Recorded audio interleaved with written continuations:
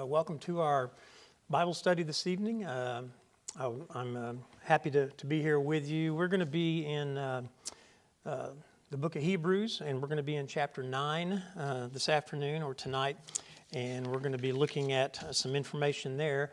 I do want to be sure and thank Adam Reese and also Zach McCurdy. They've done a lot of work, particularly Zach with doing a lot of the video for us and making sure that we have our sermons online and that we have our Bible studies online, so I appreciate their work. And also Phil Minty, who's been working on our website, making sure that we have things up on our website accurately. So when we get a chance to get together again, I hope you'll take an opportunity to thank them because we certainly appreciate the work that they've done.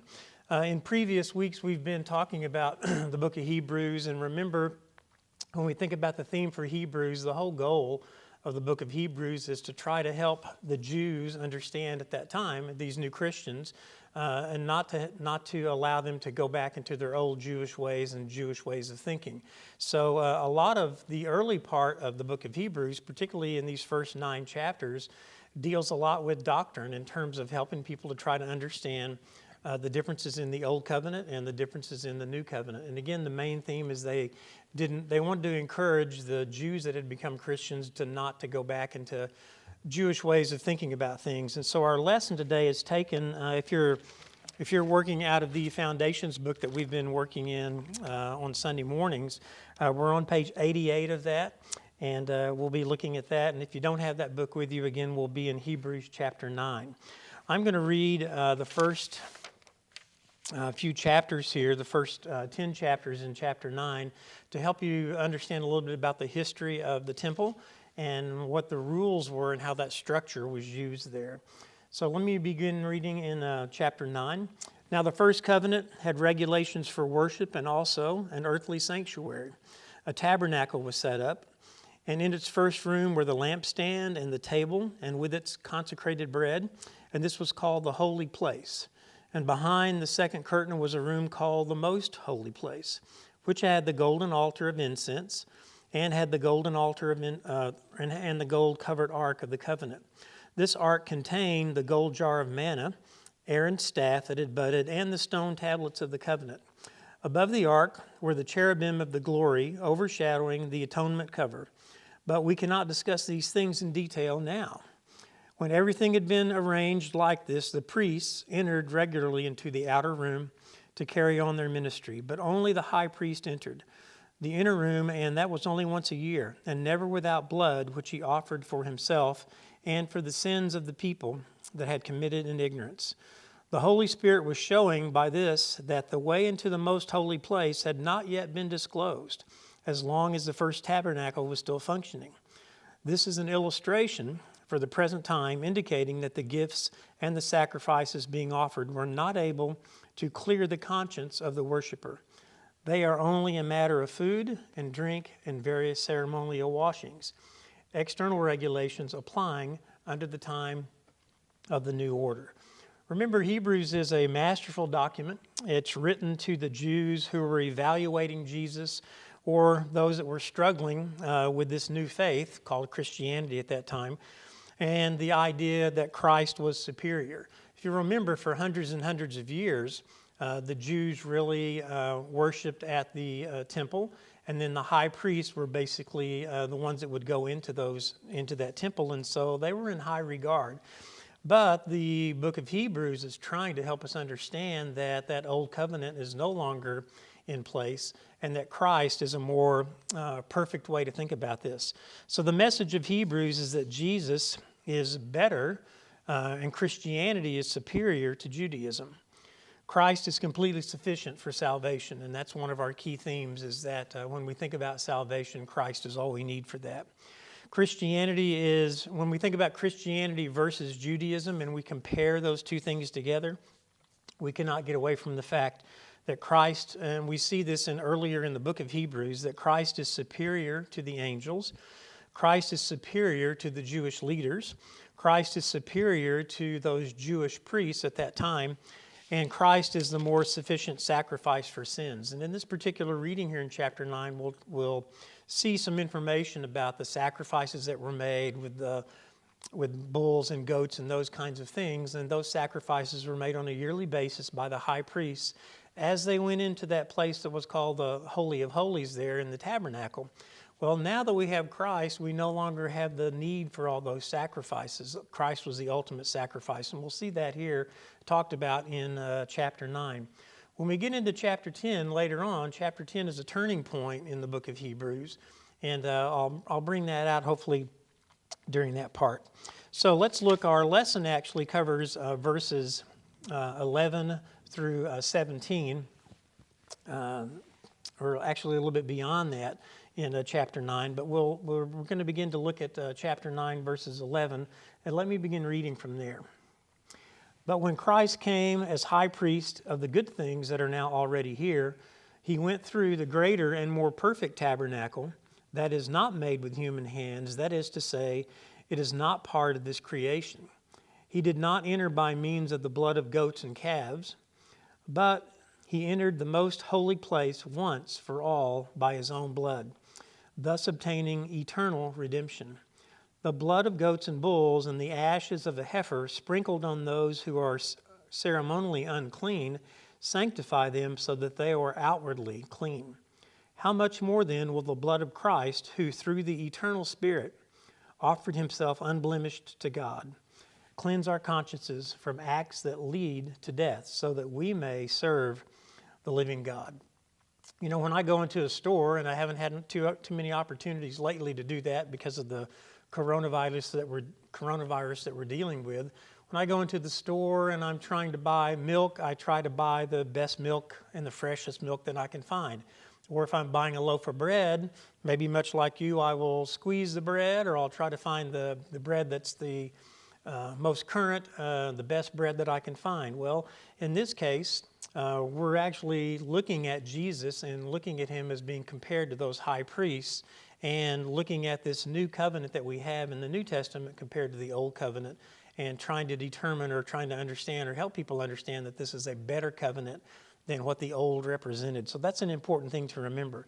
In our reading here, the author of Hebrews suggests that he compares Christ as a high priest, not entering a man-made tabernacle, sacrificing goats and calves, but actually entering a tabernacle eventually upon his death with God in heaven. So there's an earthly tabernacle that we think about in the Old Testament where the worship was taking place. And then we have this new tabernacle that we can think about, which is basically heaven when we think about the New Testament. The blood was necessary for atonement. We can see that in Leviticus chapter 17. And that blood was necessary for the remission of sins. We can see that in Hebrews early in chapter 9. And the blood was necessary for redemption in 1 Peter chapter 1 and Ephesians chapter 1. So this blood of Christ that was sacrificed for our sins, that's an important concept to think about. If Christ was not a more perfect sacrifice, then Christ would have had to die over and over and over and over and over again on a yearly basis, just as these animals were sacrificed. Well, Christ didn't need to do that because he was the ultimate sacrifice. So in other words, again, comparing the Old and the New Testament in the book of Hebrews is real important for us to kind of think about. Now let me begin in verse 14. Let me go back and look at that again. It says, how much more then will the blood of Christ, who through the eternal Spirit offered himself unblemished to God, cleanse our consciences from acts that lead to death, so that we may serve the living God. Now let's look at Hebrews chapter 9. I'm going to continue to read from 15 through 17. For this reason, Christ is the mediator of a new covenant, that those who are called may receive the promise of an eternal inheritance, now that he has died as a ransom to set them free from the sins committed under the first covenant. Now, I'm not so sure as a young man that I understood the differences in the Old Covenant and the New Covenant. I was probably in my late 20s before I understood those concepts, but those are real important concepts to understand when we look at the Bible and try to understand that. Christ's covenant was greater than the Levitical priests, and it was greater than the Mosaic covenant.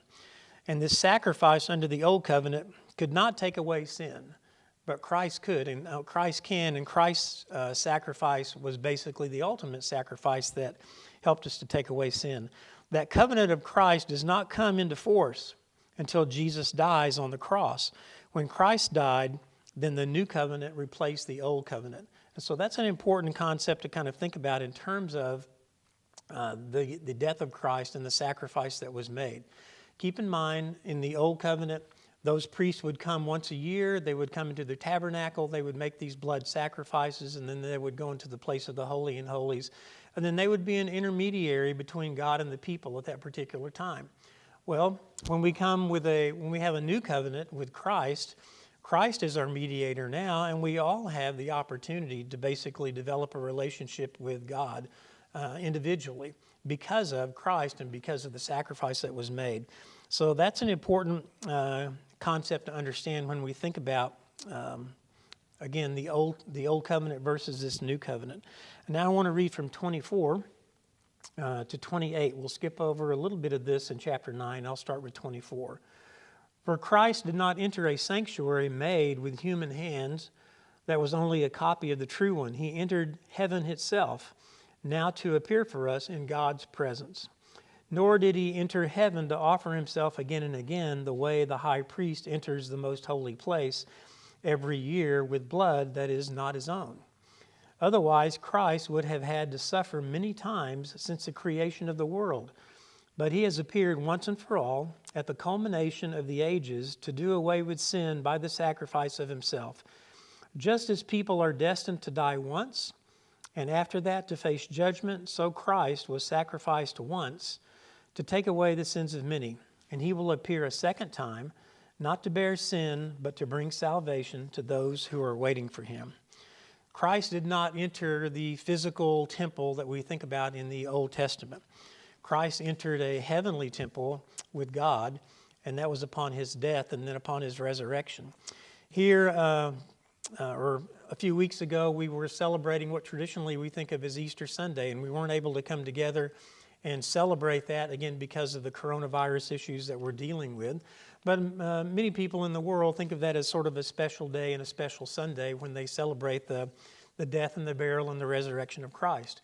Well, we in the Church of Christ, we try to do that on every Sunday when we take the Lord's Supper, and we try to remember Christ by taking the bread and taking the cup as a remembrance of his life and his death and our ultimate sacrifice. So even though Easter, again, is a special time for a lot of people, we don't necessarily think of it as a particularly special time other than that we just try to remember that as the world remembers that. But at the same time, we try to celebrate that at every opportunity that we have. I want us to think a little bit about an application. And with this application, in this particular reading here in chapter 9, Jesus' sacrifice is better than all other sacrifices under the law of Moses, and his covenant is better. So again, in chapter 9, he's comparing the old and the new covenant and trying to help the reader understand that Christ is the superior choice for us. I want to read here on page 96 in our booklet here, because I think this application that the author has is pretty good here. It says, the author of Hebrews never veered far from his exaltation of Jesus. This passage, and again chapter 9, emphasizes that Jesus' sacrifice is better than all the sacrifices offered under the law of Moses, and that Jesus' covenant is better, and that the results of Jesus' work are also better. Because of him, we have the opportunity to prepare for the judgment. And because of his death, we can look forward to his return. So this completes our lesson for today, and I hope that you enjoyed it and that was meaningful to you. I hope when you have an opportunity, you'll continue to read in the book of Hebrews. Again, this was out of chapter 9. Our next lesson will be out of chapter 10. We'll continue this particular theme. And chapter 10 represents a little bit of a turning point, like I said before. Up until chapter 9, we've looked at a lot of things that deal again with the Old Covenant and the New Covenant. And now that the author in Hebrews has explained all these things in the first 9 chapters, beginning in chapter 10, the authors are going to try to convince us, well, now we need to follow that. So he has set the stage for us to put that into an applied purpose. So I hope you have a great day, and God bless you, and I hope we'll be back together soon. I do miss you, and I know that everyone else is missing being together as well. So take care, and we'll see you next time.